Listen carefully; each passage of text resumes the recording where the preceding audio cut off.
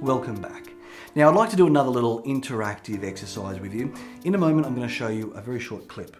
And what you'll see are 6 young ladies standing on a stage in front of a curtain. 3 of them will be wearing white tops, 3 of them wearing black tops. They'll be standing still at first, but then what will happen is they'll start to disperse among the stage and there'll be 2 basketballs being passed around.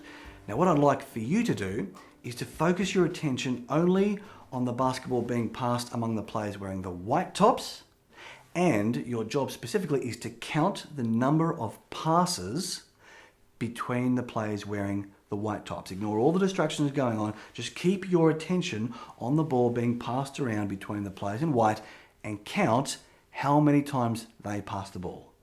Okay, you ready? Let's give it a go.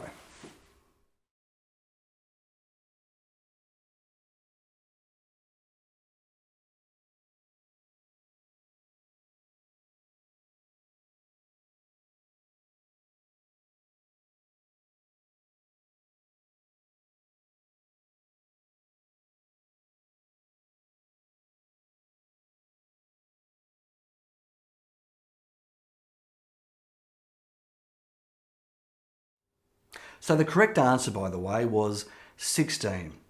But you know what? That wasn't even the original purpose of the game. So even though you may or may not have counted the passes correctly, what I'm wondering is, did you happen to, by any chance, notice anything a little bit unusual about what was going on the stage? By any chance, did you happen to notice, say, a gorilla walking out into the front of the stage, beating his chest and then wandering off? And if you didn't notice it, have another look.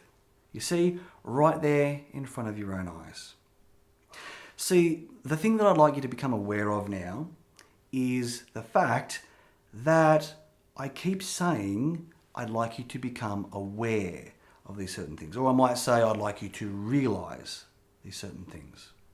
Because the way our mind works is there's only so many things that we can become aware of at any one given point in time.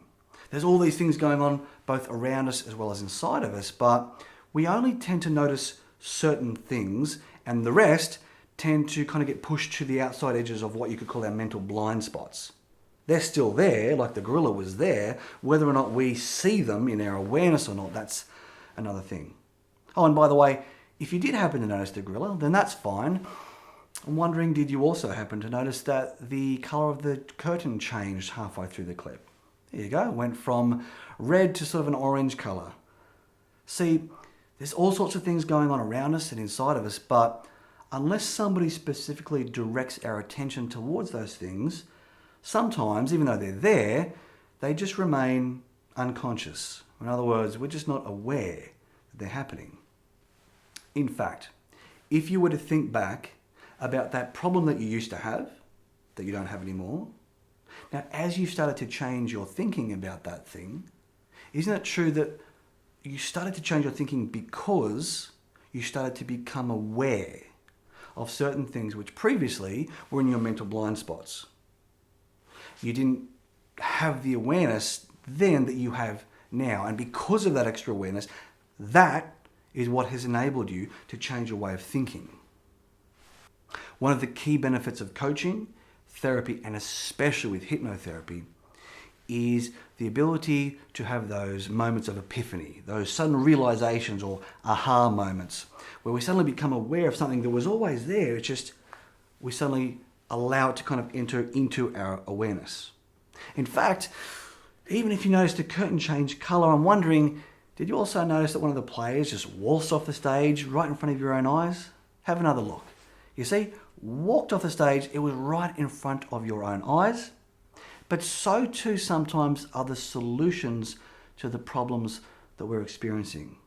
Sometimes it's not always the case that we need to go out searching for the solutions. Sometimes the solutions are actually right there in front of us. We just need to allow ourselves to become aware of them. And sometimes that just means looking in a slightly different direction. The key lesson I'd like you to become aware of here is that we tend to only notice the things that we are expecting to notice, the things that are already within our existing way of thinking, our existing zone of familiarity.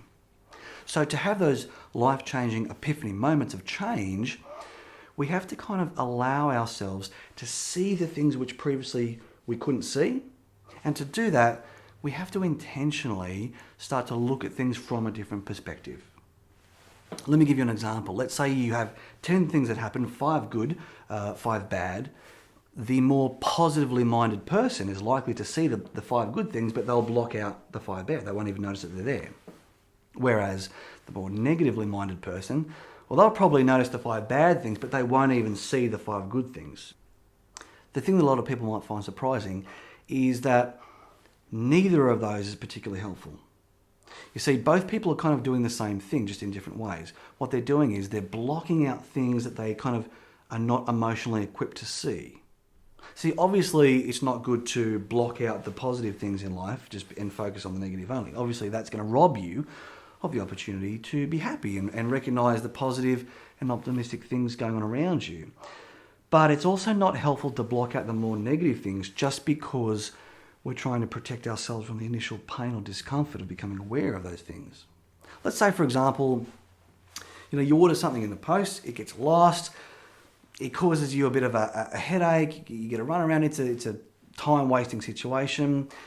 So the more negatively minded person sees that and they blow it out of proportion and they use it to justify their existing beliefs about why everything is terrible and the world is unfair and nothing is going right for them.